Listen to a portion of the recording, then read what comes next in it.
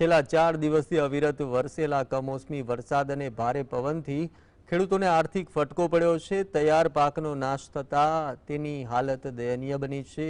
આ વિનાશની વાત માત્ર આંકડાઓમાં જ નહીં પરંતુ ખેડૂતોની વ્યથા અને લાચારીમાં પણ દેખાઈ રહી છે। જૂનાગઢ અને ગીર સોમનાથ જિલ્લામાંથી ચારે તરફ બસ નુકસાનીના જ દ્રશ્યો સામે આવી રહ્યા છે।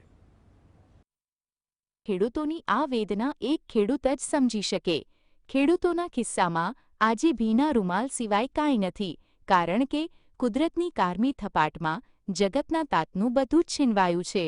ગીર સોમનાથ જિલ્લાના સૂત્રાપાડા તાલુકાના નરિયાવાવ ગામનો એક વિડિયો સોશિયલ મીડિયા પર વાયરલ થયો છે, જેમાં ખેડૂત ખેતર વચ્ચે બેસીને ચોધાર આંસુએ રડી રહ્યો છે।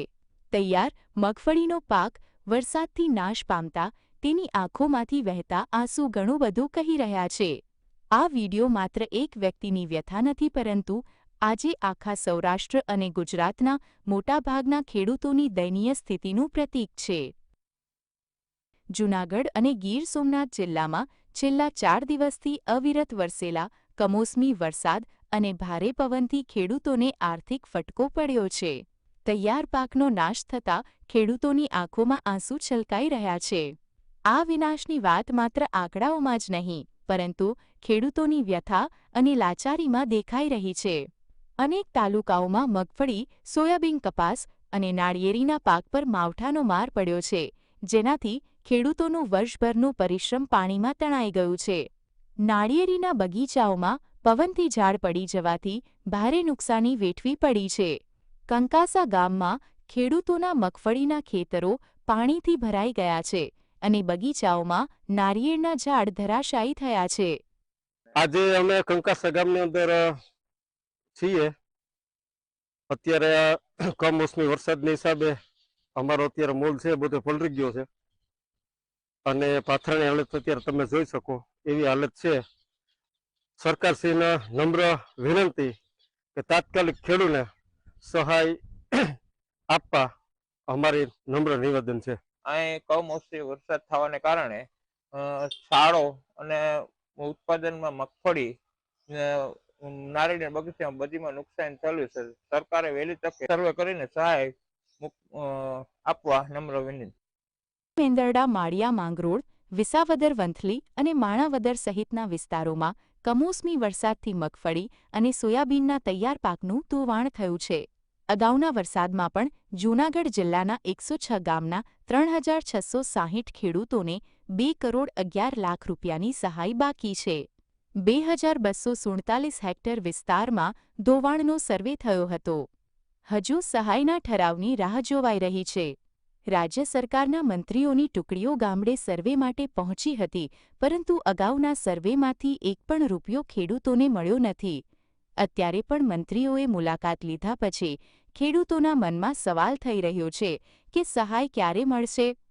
કમોસમી વરસાદથી જે જૂનાગઢ જિલ્લાના ખેડૂતોને નુકસાન થયું છે એને તાત્કાલિક સહાય ચૂકવવામાં આવે અને અમારી તો માગણી છે સરકાર પાસે કે ભાઈ ડિજિટલ સર્વે કરી અને તાત્કાલિક 1 અઠવાડિયાની અંદર ખેડૂતોને તેના ખાતામાં પૈસા મળી વયા જવા જોઈએ, કારણ કે આર્થિક પરિસ્થિતિ ખેડૂતની ખૂબ નબળી છે।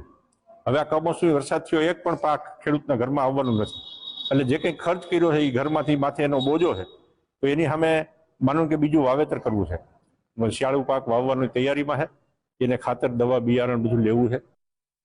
કેશોદ તાલુકાના મેસવાણ ગામે કમોસમી વરસાદથી ખેડૂતોમાં માતમ છવાયો છે। મગફળીના પાથરા કાળા પડી ગયા છે, ફૂગ લાગી જતા ઘાસચારો નિષ્ફળ ગયો છે। તેઓએ પાક ધિરાણ માફ કરવાની માંગ કરી છે।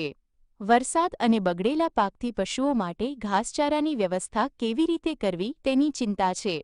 તાડપત્રીના ભાવ બમણા થતાં ખર્ચ વધ્યો છે।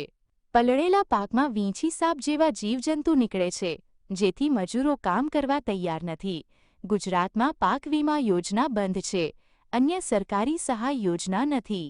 ભારતીય કિસાન સંઘના નેતૃત્વ હેઠળ જૂનાગઢ જિલ્લાના ખેડૂતોએ કલેક્ટરને આવેદનપત્ર આપીને SDRF યોજના સિવાય ખાસ પેકેજ જાહેર કરવા માંગ કરી છે।